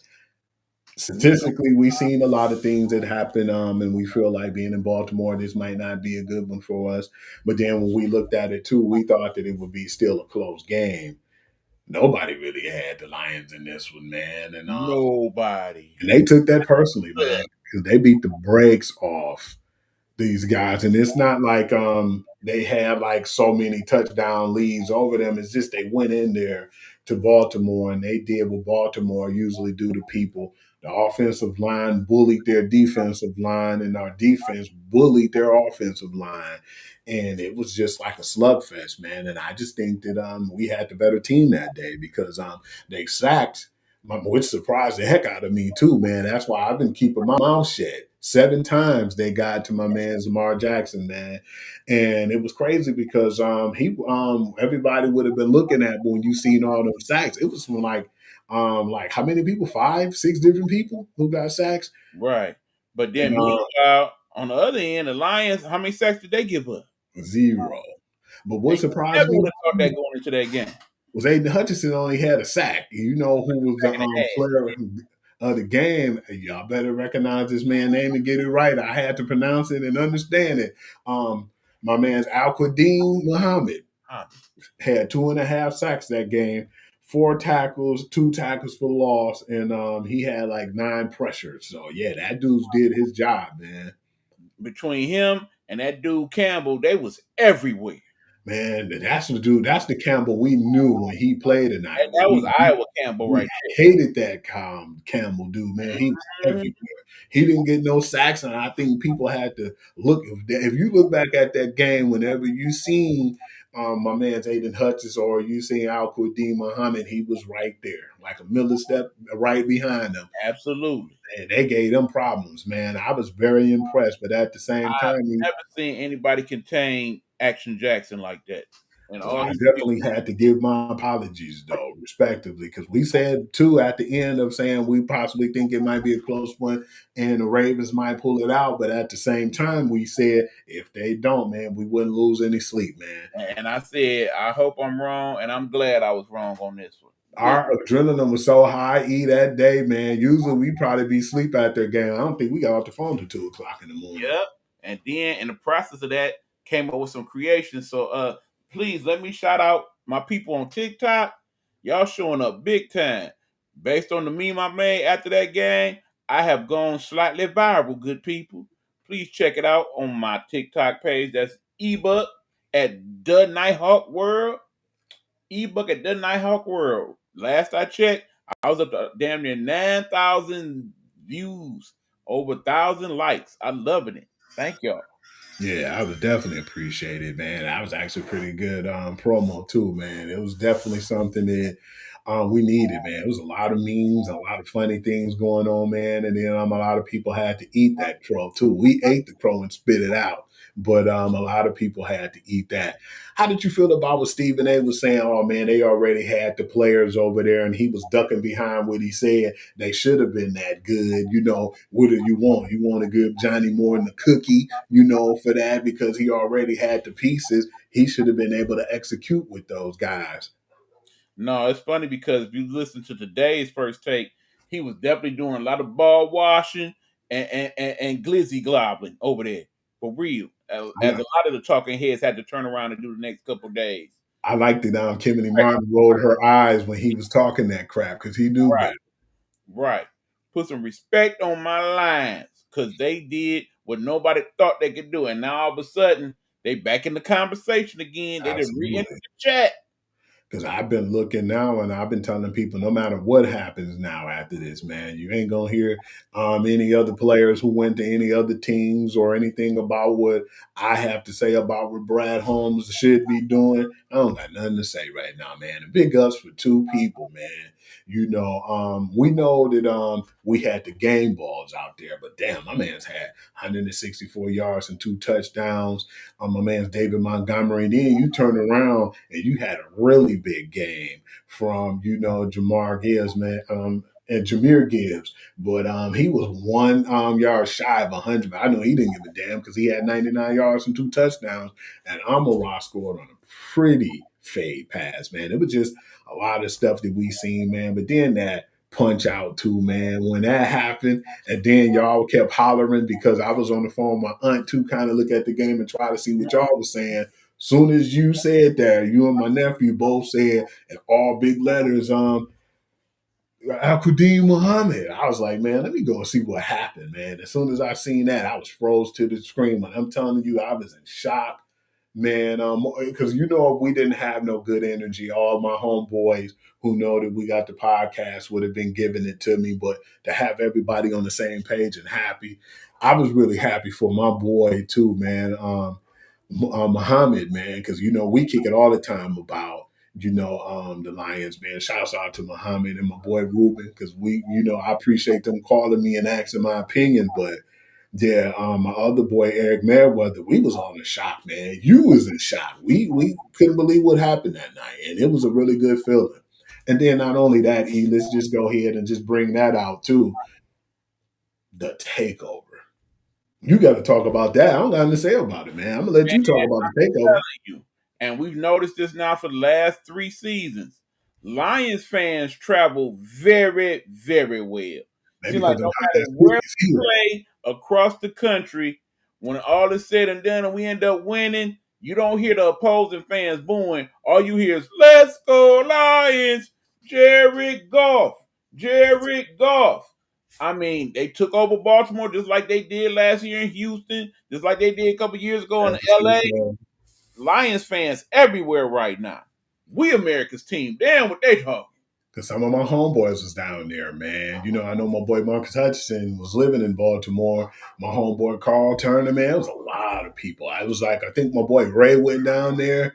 It was a lot of my boys actually booked a trip to go there, man, and they showed up and they showed out, man. It was actually cool too Right. because I mean, truthfully, Hugh, I think part of why we get that though is because the tickets to the actual Lions game here it's in high Detroit as hell. You expensive. can't afford them tickets, man. Right.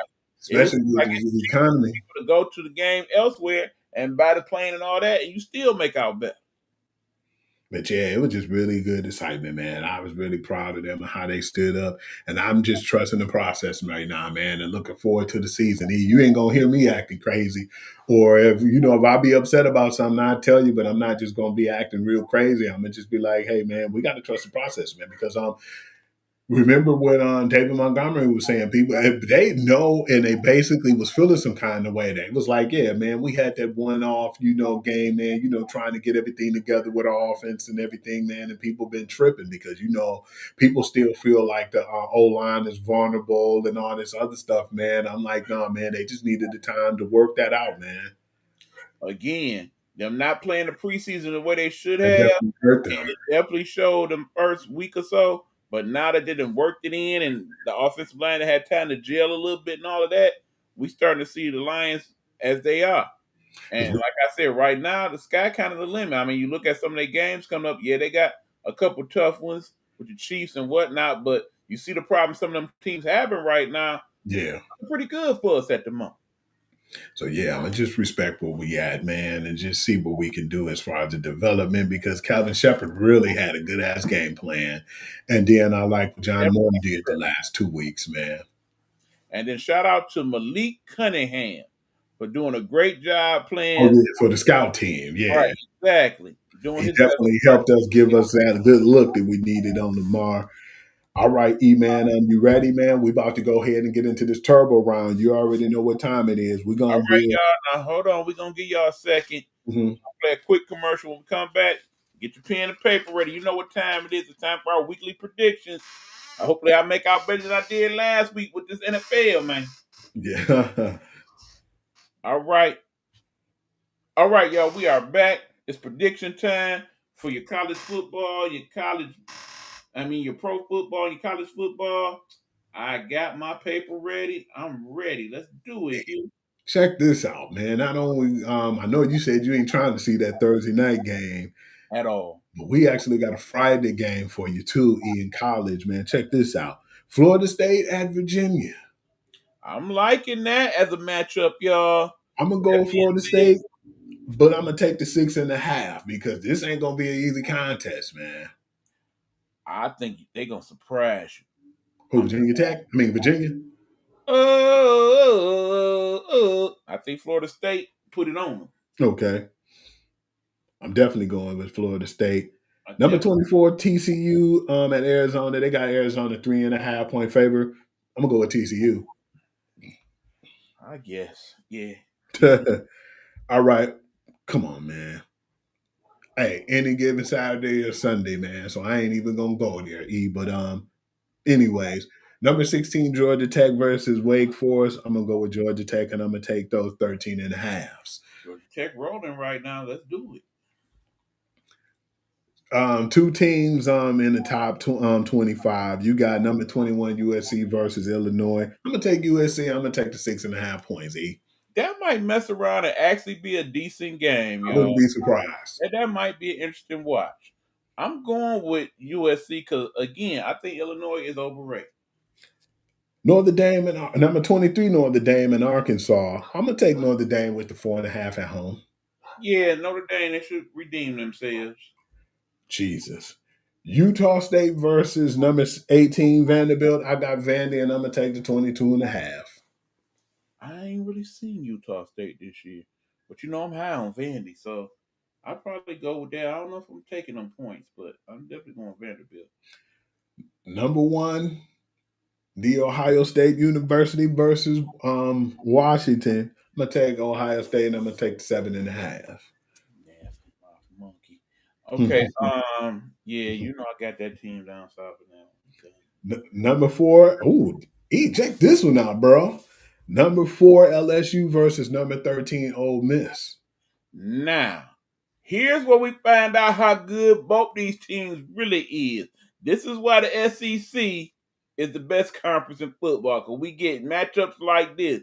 They ain't even the two best teams in the SEC, but that's going to be a nice heavyweight matchup. Based on comments and whatnot of late, I got to go with Ole Miss, dog. I'm going with Ole Miss too, and I'm taking that 1.5.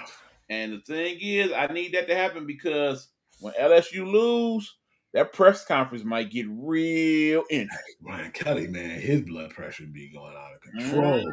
Mm-hmm. This gonna be another good one too. Damn, you're right, man. It might not match up as far as the actual ranked teams, but damn, there's some good matchups. Check this one out. Auburn versus number 9 Texas A&M. Again, another good SEC matchup, y'all. I ain't mad at it. I'm going with A&M, but don't be surprised that game be a close one. Yes, sir. That's why I'm going with A&M, but I'm gonna go under that 6.5. Me as well. Number 11 Indiana versus Iowa. I'm gonna take Indiana, but I'm gonna go under the 7.5 points they talking. If I need to take a nap sometime Saturday, I'll turn that on. I really don't give a damn. But strangely enough, I'm thinking Iowa might make it interesting. But I'm still going in. Number 15 Tennessee versus Mississippi State. It's gonna be another nice one. I'm gonna go under, but I'm gonna go with Tennessee I'm gonna go under that 7.5 though. I'm going with Tennessee and them points. Okay. Arizona versus number 14 Arizona State. I'll go with Arizona State and take the 6.5. Arizona State against who? Arizona. Well, that's one of them natural rivalry things. Yeah. I guess I'm going Arizona State. All right, here goes some of the heavy hitters right here. Number 6 Oregon versus number 3 Penn State. I'm gonna take Penn State and I'll take the 3.5. I can't believe I'm about to say this, but that is the game of the week in college football, man. I need Oregon to handle that proper business and expose Penn State for the frauds they really are. If Penn State win this game, suck it. Not only will they move them to number 2, but yeah, they're gonna be talking a lot about them. I need Oregon to handle B. Number 17, Alabama versus number 5, Georgia. I'm going to take Georgia, and I'm going to go over the 3.5. Again, that's one of them rivalries, y'all.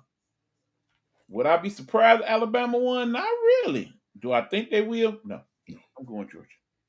UMass versus number 20, Missouri. Come on, man. I'm going to take Missouri, and I'm going to take the 43.5. The only reason we even having this discussion because Missouri in the top 25. Stop playing with us. Number 25, BYU and your homeboys, Colorado. I'm gonna go BYU, but I'm gonna go under the 6.5 though. I like the matchup. I do. I gotta go BYU. Colorado just ain't quite what we thought they would be, man. You know, I'm sitting here writing down Colorado. Maybe that's my man telling me something. Okay, I'm gonna leave it. I'm going Colorado with the upset. All right, E. Let's get to it, man. We about to hit the NFL, man, and this is the one you love to hate. Thursday night football, the Seahawks versus the banged up Cardinals team. Ooh. And no James Conner. And no. I got the Seahawks, but I really don't care. I'll take the Seahawks and the 1.5 on that one. I really don't care. E, don't you laugh, man. Cleveland Browns versus the Lions. I'm gonna take the Lions. I'm gonna take the 9.5. Whoop ass! Belt the ass, baby! Got them Lions. I ain't messing up like last week. I got them Lions. Hey, E, man, dude. Hey, you know, man, dude, you better remind me on this one, man, please. I'm gonna have to set my alarm too, just in case. We got a 9:30 game, man. That time of year, y'all. That 9:30 game, man. We have the Minnesota Vikings against the Steelers. That's gonna be a good matchup. I'm hoping. It would be if JJ was playing. I'm taking the Steelers though, and I'm gonna take them with 2.5. Again, it's one of them games the Steelers find a way to win. Chargers versus Giants. I'm gonna take the Chargers, and I'm gonna take the 6.5. Sorry, Jackson Dart, your debut not gonna go so well for you, bruh. Ooh, you might not be too happy with this one. They should have put this on Thursday night, and I really would have went to bed. Tennessee Titans versus the Houston Texans. I'll take Houston at home, but I'm gonna go under the 7.5. Why are we even talking points in that game? Are you serious? Man, if Houston don't win this one, they don't deserve to win no other game this year. At all. New Orleans Saints versus the Buffalo Bills. I'm going to take the Bills, and I'm going to take the 15.5, my brother. It's 15.5. Damn. Yeah. The really is I want that to surprise you with that one. Yeah, I'm going to take the 15.5 on that one. I would definitely take the points and them and whatever the over is. Eagles versus the Buccaneers, man. I'm going to go with the Philly, but I'm going to go under that 3.5. That's my game of the week right there. That's Damn. That's good. Even though they without Mike Evans, but they still got enough weapons to keep it in. Do.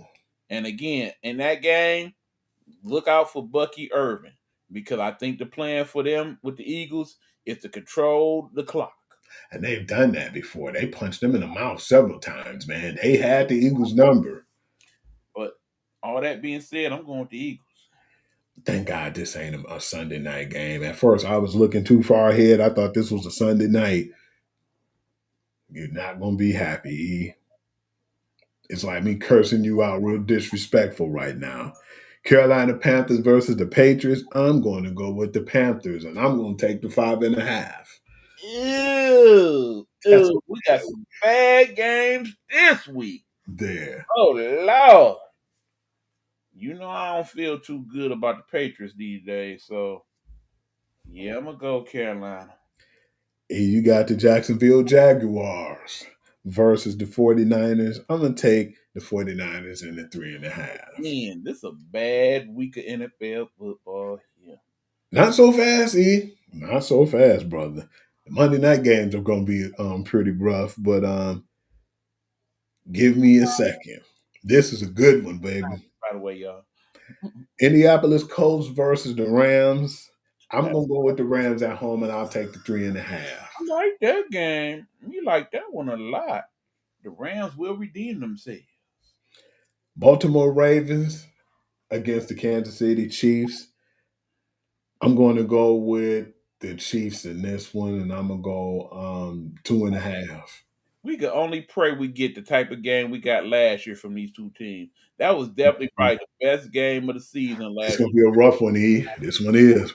That being said, I'm actually gonna go with the Ravens. I just have a feeling Lamar gonna feel some type of way and show out. You know what, E? If I can change my mind, man, I think this gonna be the redemption for um, Derrick Henry too. So yeah, I take the 2.5, but I'm gonna definitely go with them boys, man. I go with the Ravens on that one. That being said, y'all, I will make this bold statement. Even if the Chiefs lose this game, they will be one of only two teams to ever go 1-3 and still make the playoffs. It's gonna happen. All right, E, we got the Chicago Bears versus the Las Vegas Raiders. Mm, mm, mm.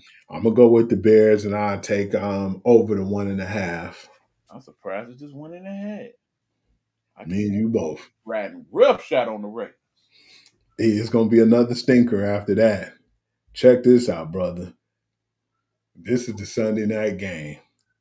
Green Bay Packers versus the Dallas Cowboys. I'm gonna take Green Bay, and I'll take the 6.5. That game interesting for one reason and one reason only. That's the Parsons. Micah Parsons Bowl. Now, here's one thing I really want to find out. Did you really smurf with Dak like that? We're going to find that out early on. If in the end we get that game going and it looked like Micah trying to take Dak's head off, that's going to tell you something. That's disrespectful too. Not only you traded him to Green Bay, you knew they was gonna play him on this All game. I wait for is him to get that sack on Dak and then look up at the box like He gonna get make booed. that whole game for me. He gonna get booed. I can't wait to see that one, man. And it's Sunday night. Get the sack and then look up at Jerry and be like, everybody gonna watch this one. It's gonna be a good one. No doubt. As much as I thought it was gonna be a stinker, then when you think about Micah Parsons coming to hit back, on the opposite team, yeah, that's gonna be entertaining. I ain't cheering for the Pack, but Pack don't let me down. Whoop that monkey. New York Jets versus the Miami Dolphins. Oh Lord. I'm gonna take the Jets, and I'm gonna take the 2.5 on this one. Oh my goodness. Because they've been in mostly every game this year, man. They just had some bad luck at the end. And then you have another rough one on Monday. The Cincinnati Bengals versus the Denver Broncos. I'm going to go with the Broncos, and I'm going to take the 7.5. I see. I'll probably be watching WNBA that night. Said Cincinnati and who? The Broncos. I got to go Broncos because there's bad things happening in the natty. Yeah. They paid them receivers a little too soon, man. That's going to be really bad.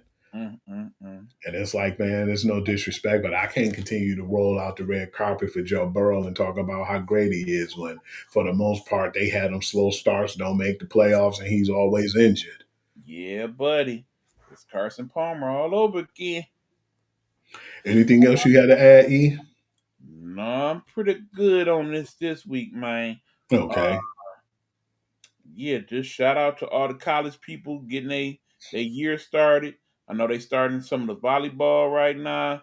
A couple weeks they'll be getting ready to get us geared up for college basketball. Can't wait for that.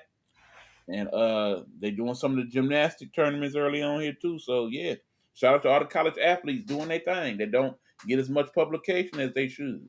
Absolutely. Well, that's all I had to say myself, man. You know what to do then. Yep, you already know what time it is, y'all. Appreciate y'all from checking us out too, man. First and foremost, we want y'all to click on them links and like on YouTube too, man, to keep us going and get us monetized. You can follow me at Hewley at Hoovy. That's WHOOVI. And then that's on Instagram. Sports Guru 2U is on Facebook. You can get with me on there. I usually put like the breaking news and the scores from all the games and different things around the leagues. And of course, like E said, I'd like to give huge shout outs to TikTok and what they've been doing. And it's at Hugh.Lee6. I appreciate y'all and all the love too. And then if you want to add anything for me and E, if you want us to talk about on the shows, you can also hit me up at the sports guru to you at gmail.com. And shouts out to all the people who are on the Nighthawk Network as well. You know, Rumble Time, you know, Felicia, you know, Homegirl Roll, Big Meat Red, Nikki, you know, we appreciate all of y'all. And once again, we appreciate y'all as well. And thanks for the love and support for everybody who chime in. Absolutely. And then, of course, shout out to my guy, Sean Love, Pastor Sean Love, part of the network. And, of course, also got a shout out Dr. Marla Faith, who was back on the air this week. It was good to see you, cuz. Shout out to you as well. With no weapon formed to prosper. Go ahead, sir. One more shout out too, E-Man. You said do it on the phone, but I know she's going to be watching. Shout out to my sis Harry, man. Love you, man, for always supporting us and showing us love on the show too, man. It meant a lot. Yeah, we appreciate you, Harry. Thank you so much for checking in and chiming in. And again, I want to thank everybody that's been looking at my latest TikTok. Got a post that's gone somewhat viral, over 9,000 views right now. Definitely like that. A lot of y'all not only like the post, but you're sharing it to other folks. Feel free for any of our content that we put on there to like, subscribe, and share it to others. We appreciate that as well. Also want to shout out Queen Sheba. Basically reached out to me today. Might have a little project that I'm gonna work on with her. We'll discuss. And definitely want to give honor to our good friend H2, whose heavenly birthday will be Friday. And we miss you, H2, and think about you all the time, and we love you. Absolutely, man. That's actually pretty cool too, man. There's a lot of birthdays, man. I reached out to one of my boys, Marcus, man. You know, his dad's birthday was today. My dad's birthday was yesterday. No, I think our both dads share the 23rd, man. So it was a lot of birthdays and a lot of memories, man, going on right now. So yeah, it's definitely appreciated. Absolutely. Well, that being said, y'all, this ends another episode of the show. Thank y'all for tuning in. Remember, go to our TikToks, our Instagram, our Facebook. Please like and subscribe. Let us know about our little creations that we've been doing on the content creating tip. You know, you done seen us. You see us working. Let us know, you know, what you like. Give us some ideas on what you might want to see us try to make. You know? Yeah, because Ruben was the one who gave me the idea, where he wanted like the actual guru perspective with me praying with it, you know, like involved in it rather than having just me having like a logo. He was like, man, you should put yourself in the logo, Hugh. And that's been pretty cool because I like to actually see that too. I almost forgot. Man, definitely shout out to my man's Coach V. Don't forget about my man. Oh yeah, Coach V out there in Atlanta too right now, ain't he? Safe travels down there to Georgia. Coach B will not be on live this week, but we do have a best of show of the Straight Sports Talk with Coach B that will be airing on Friday. So check that out. Some of the past interviews we did with some of our favorite guests. We are going to put that on for Friday's show. All right, that's it, Hugh. That's what I got, baby. Peace. Till next week. Deuces.